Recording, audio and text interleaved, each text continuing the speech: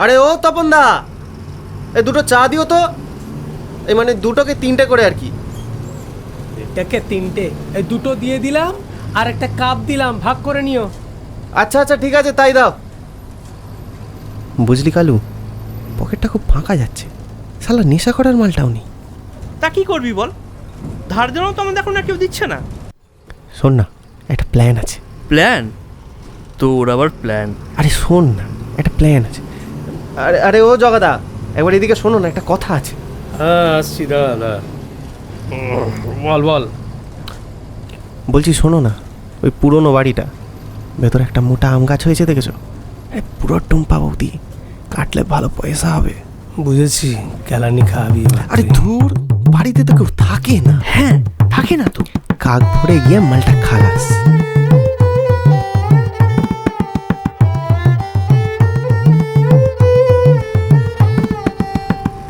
একদিন এক পুরনো বাড়ির লেটার বক্সে একটা পোস্ট কার্ড পড়ে থাকতে দেখলো সদ্য কলেজ পড়ুয়া নিপা। নিপা রোজই ওই পোস্ট কার্ডটিকে দেখতো, কিন্তু একদিন সে মনে করলো দেখি তো খুলে, এটা কি লেখা আছে। এ মা, এটা তো একটা গুরুত্বপূর্ণ চিঠি দেখছি। তাহলে বোধহয় এটা কেউ ভুল করে আমাদের লেটার বক্সে ফেলে চলে গেছে। মেয়েটি ঠিক করলো এটাকে সঠিক ঠিকানায় পৌঁছে দেওয়া খুব জরুরি। তাই একদিন কলেজ থেকে তাড়াতাড়ি বেরিয়ে অনেক খোঁজাখুঁজি করে মেয়েটি মানে নিপা সেই বাড়ির সামনে এসে পৌঁছলো। এ মা, এটা তো একটা পরিত্যক্ত বাড়ি দেখে মনে হচ্ছে। এই বাড়ির ভেতর কেউ থাকে বলেও তো মনে হচ্ছে না। যাই হোক, একবার ভেতরে গিয়েই দেখা যাক। এরপর নিপা বাড়ির গেটের ঝোলগুলো সরাতে সরাতে ভেতরে প্রবেশ করলো। আপনারা শুনছেন শনিবারের বারবেলার প্রথম গল্প, 10 ঘড়া গ্রামে গুপ্তধন।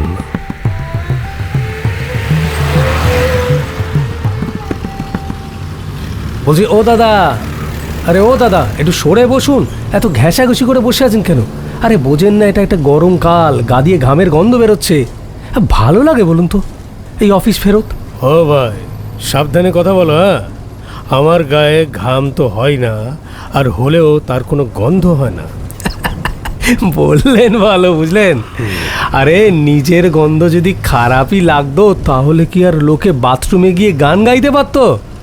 যাকে এত আপনাকে বোঝাবার আমার সময় নেই, একটু সরে বসুন। ছোট লোকের মতো কথা বলছো। আরে ফেরার সময় বড় লোক হয়ে ফিরবো। হ্যাঁ কন্ডাক্টর ভাই, টিকিটটা নিয়ে যাও, নামবো। সজোরে ব্রেক করে বাসটি এসে একটি স্টপেজে দাঁড় করালো। ঝপ করে নেমে পড়লো তার থেকে একটি ছেলে, কাঁধে ব্যাগ, চোখে একটা ভদ্রস্থ চশমা। দাদা, ও দাদা, এই এই অ্যাড্রেসটা একটু বলতে পারেন কোথায়? দেখুন না এই কার্ডে এটা। হ্যাঁ পড়ুন পড়ুন। ও এটা এটা তো আমি বলতে পারবো না দাদা। ওই দূরে চায়ের দোকান দেখতে পাচ্ছেন, ওনাকে গিয়ে জিজ্ঞেস করুন, উনি হয়তো বলে দিতে পারবেন। ছা, যেমন জঘন্য চা তেমন তার দামের বাহার, 8 টাকা। দাদা চায়ের দোকান বানিয়েছেন অথচ চাটাই ভালো বানাতে পারেন না। আর এই পাখাটা যত না আওয়াজ আর হাওয়া, এর থেকে ফুঁ দিলে বেশি জোরে হাওয়া লাগে গায়ে, বুঝলেন? কি অদ্ভুত না আপনারা? যাকে যাক, এই পোস্ট কার্ডের অ্যাড্রেসটা বলে অন্তত উপকারটি করুন। এই অ্যাড্রেসটা আপনার এই এলাকারই কোথাও একটা।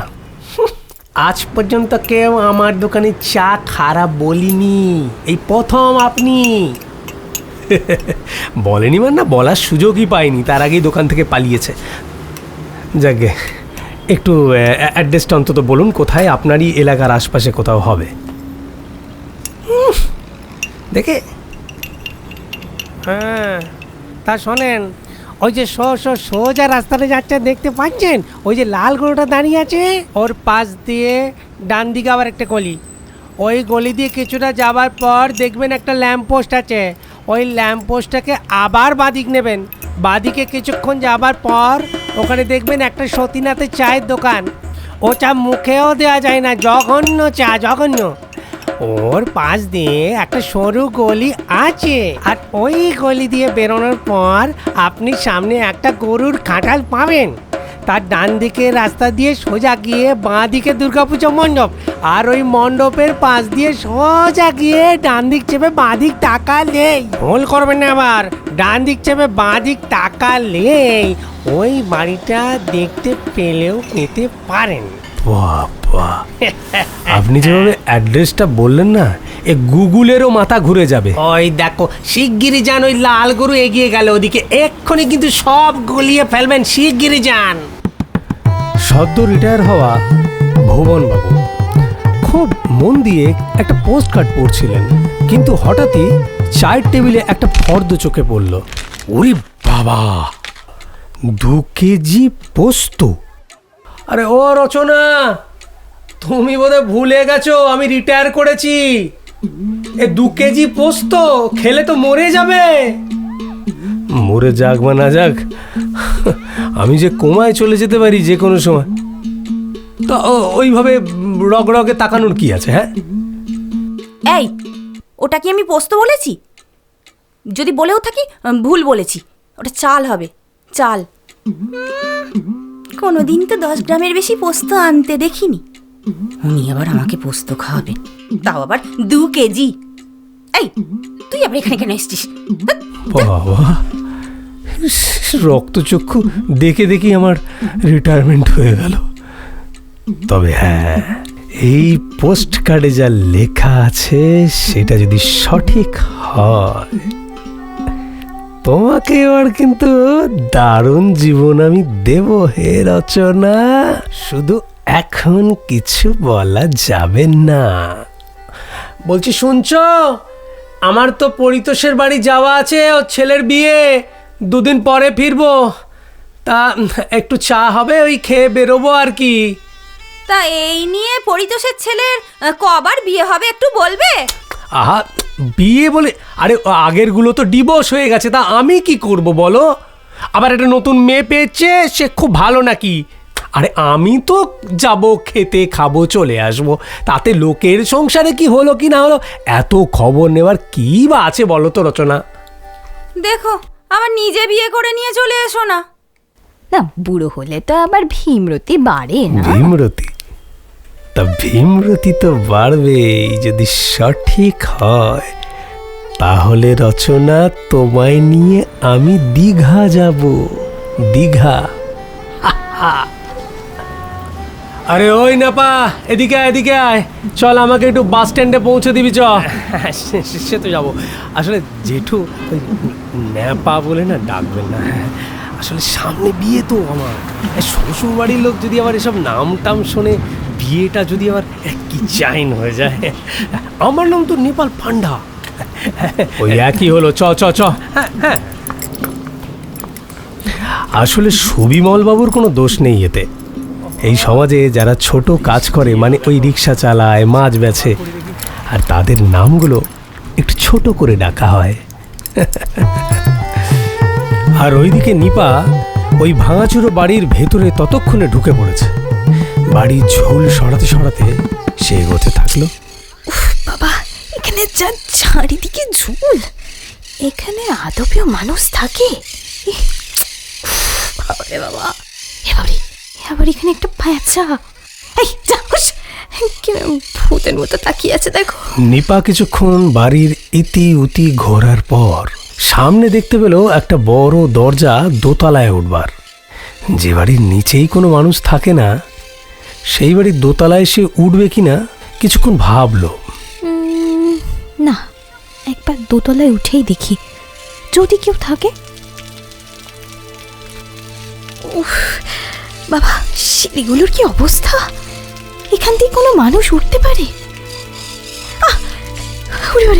বাহাদুর, বাবরে, বলছি বাড়িতে কেউ আছেন? বাড়িতে কেউ আছেন? একবার দরজার কড়াটা ধরে নাড়ি দেখি। বলছি বাড়িতে কেউ? কে ডাকছে ওখান থেকে? যাক,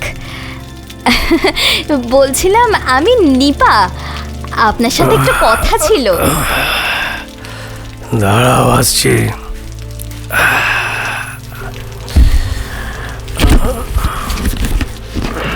কে ও, কে তুমি? হ্যাঁ, নমস্কার, আমি নিপা, কলেজে পড়ি।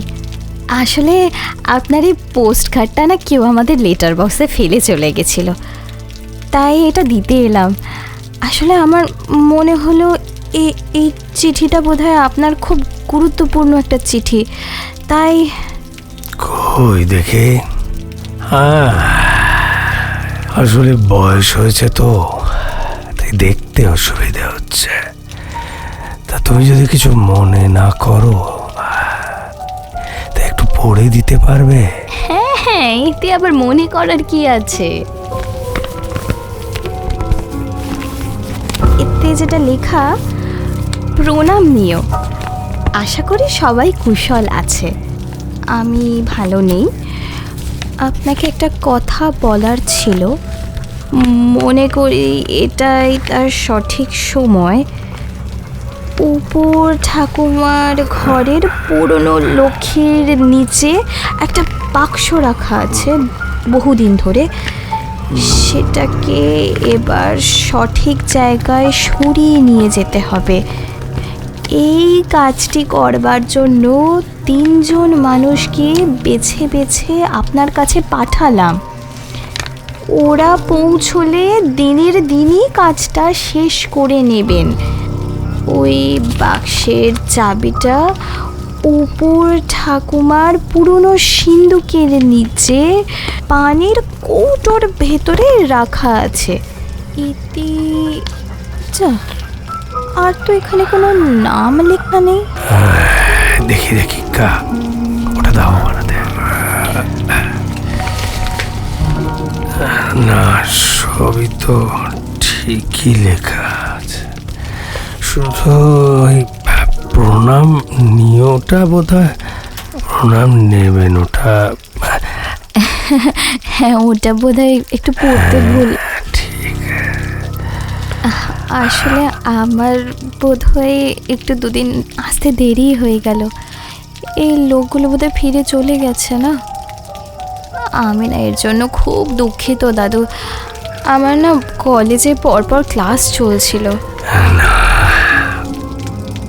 সকলেরই কম বেশি দেরি হয়েছে। তার মানে তারা কি সবাই এসে গেছে নাকি? যাকে বাবা। হ্যাঁ, ওই আজকে সকালবেলা সব পৌঁছলো। ঠিক আছে দাদু, তাহলে আমি এখন আসি।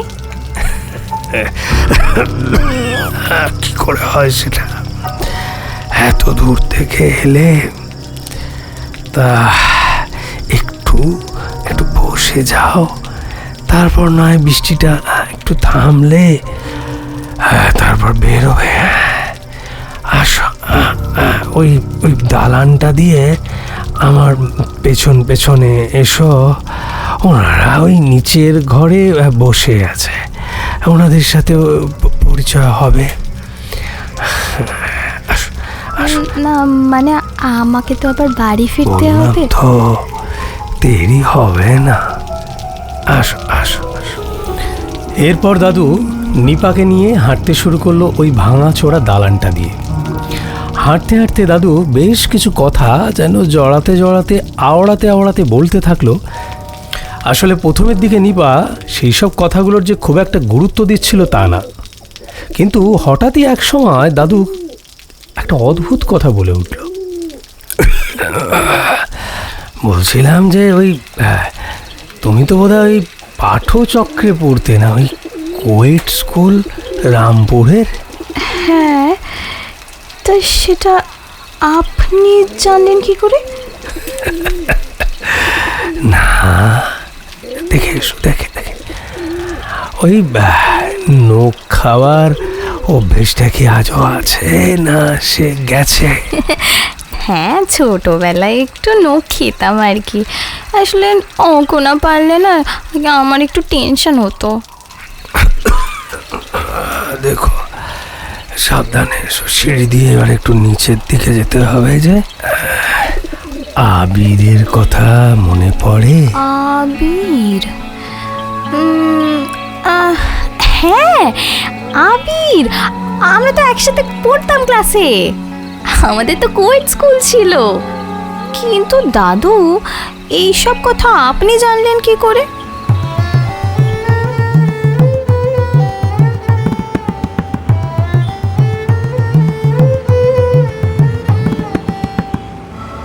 বাবা, জায়গা বটে একখানা। বাঁ দিক ঘেঁষে ডান দিক না দেখলে সত্যিই এই বাড়িটাকে দেখা যেত না। বাবা, তো বাড়ি এটা? এখানে মানুষ থাকে নাকি? কালো বাঁদর। আচ্ছা, ঢোকাই যাক বাড়িটার ভেতরে। কেউ আছেন? কেউ আছেন? ধুর, এ বাড়িতে কেউ থাকে বলে তো মনে হয় না। এ তো ভূতের বাড়ি মনে হচ্ছে। কেউ আছেন নাকি? কে কে ওখানে? কি চাই? হ্যাঁ, না, এই আপনার জিনিস আপনি রাখুন। আর এই 7 সমুদ্র 13 নদী পেরিয়ে এই ভাঙাচোরা বাড়ির সিঁড়ি দিয়ে ওপরে উঠে প্রাণে বেঁচে বাড়ি ফিরে যাচ্ছি, এই যথেষ্ট। এই নিন, রাখেন, আমি চললাম। আরে দাঁড়াও, যাবে তো বটে। এত দূর থেকে এলে, সারা রাত ডিউটি করেছো, হ্যাঁ, একটু জিরিয়ে যাও। না, চোখে ঘুম লেগে আসছে দাদু, একটু শুতে হবে। যাই, বাড়ি যাই। হ্যাঁ, যদি এখানে একটু ঘুরিয়ে নিতে, তারপর নয় সন্ধ্যের দিকে বেরিয়ে যেতে। এত বড় উপকারটা করলে তুমি আমার। দেখুন দাদু, এত রাগ ঢাক গুড়গুড় করে তো কোনো লাভ নেই। আসলে চটকলে নাইট ডিউটি করতে করতে 4টে চটি চোপাট হয়ে গেল, বুঝলেন? তবুও 40,000 টাকা জমাতে পারলাম না। তা এই বয়সে দাদু এই এত ধন সম্পদ নিয়ে আপনি করবেনটা কি? দেখুন, আমি তো আপনার উপকারটি করলাম, বিনিময়ে যদি অল্প কিছু দেন আমি আপনাকে সাহায্য করব। ওই 3টে লোক সে তো বোধহয় এসে ফিরে চলে গেছে, কারণ আমি তো 2 দিন পরে এলাম এটা দিতে। দেখুন, যদি আমার কাজের বিনিময়ে কিছু দেওয়া যায়। আর আপনি বা এত তা অত রাগ করে তাকাবার তো কিছু নেই। দেখুন, আমার সাদা মনে কোনো কাদা নেই, জানি। আর কাদা নেই বলেই তো এত দূর ছুটে চলে এসেছ, তাই না? এসো, এই বারান্দাটা দেখতে পাচ্ছ? এই সোজা গিয়ে এই বাঁ দিকে সিঁড়ি। না, ওই সিঁড়ির নিচে তো, এখানে তো লেখা যেটা রয়েছে তাতে করে তো ওই ওপর ঠাকুমার ঘরে পুরনো লক্ষ্মীর নিচে একটা বাক্স রাখা আছে বহুদিন ধরে, যাকে তো সেইটাকে খুঁড়ে খাড়ে বার করে আপনাকে দিয়ে দিই। আর আপনি যদি কিছু দেন, চলে যাই এখান থেকে। আমার না, জানেন তো, একটু ঘুমোতে হবে, বাড়ি গিয়েই ঘুমোবো। আর এই স্যাঁতস্যাঁতে কেমন একটা জায়গা যেন এটা, এখানে ঘুমো হবে না আমার। কুড়োনোর অভ্যেসটা কি আজও আছে? না, নখ কুড়োনো? কি নখ কুড়োনোর কথা বলছেন আপনি? আমি কোনো কবিতা টবিতা লিখি না। বুঝতে পেরেছি দাদু, আপনার অ্যান্টেনায় অনেক পুরনো হয়ে গেছে, তো জং পড়ে গেছে, সিগন্যাল আসছে যাচ্ছে। সে যাক, ওই পুরনো ডায়েরিটার ভেতরে সেগুলো আছে তো? না দাদু, আপনি কিন্তু বেশ কঠিন অঙ্ক। প্রথমে আপনাকে ওই কমন নিয়ে নিয়েছিলাম, বুঝলেন? ভুল করেছিলাম। তা কি ব্যাপার বলুন তো? ঝেড়ে দিলেন নাকি ডায়েরিটা আমার? তা নিপা নাম তো তার, হ্যাঁ? তাকে ভালোবাসো বলা হয়েছিল তো? না দাদু, সে আর হয়নি। এ আর দুঃখের কথা বলে কি হবে, বলে উঠতে পারেনি। হ্যাঁ, জানি। আসলে ওই সাধারণ ছেলে, বোঝেনি তো, বাজারে কোনো দাম নেই, ওই রিডাকশনের জুতো আর কি। যত ভালো কোয়ালিটি হোক না কেন, ওই কর্নারে যে একটা কুচ করে দাগ পড়ে গেছে না, তাতেই 80% ডিসকাউন্ট। মালটা এখন ফুটে বিক্রি হচ্ছে। দাঁড়ান দাঁড়ান, আপনাকে তো আন্ডার এস্টিমেট করেছিলাম। মরা বট গাছের বডি থেকে ডেটা বের করে আনছেন। এবার এই এই এই এই ঘরটা, এই ঘরটার ওই চেকলটা একটু উঁচু, তুমি বোধহয় হাত পাবে, একটু খোলো তো।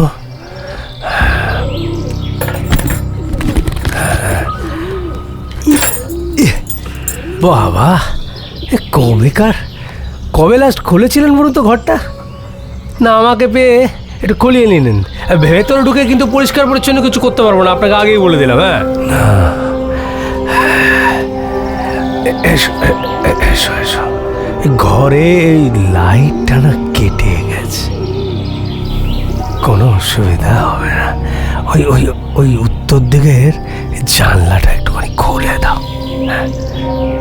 বাবা, দাঁড়ান দাঁড়ান দাঁড়ান, আমি যাই আগে। ওহ বাবা, ঠান্ডা ঠান্ডা ঘরটা যেন। সব পুরনো বাড়ি, 40 ইঞ্চি দেওয়াল, আছেন ভালো বেশ। আর আমাদের ওইদিকে 5 ইঞ্চি জায়গা নিয়ে 5 আর 55-এর সাথে কি মানে মারামারি আর কি। হাইকোর্টে কেস চালাতে গিয়ে পুরো মাস মাইনে শেষ। যাকে এই বাহ, বেশ হাওয়া ঢুকে তো আপনার ঘরে। রোমান্টিক জায়গা বটে। ওই ওই ওই কালো চেয়ারটা টেনে নিয়ে বসো বসো। ও আচ্ছা আচ্ছা।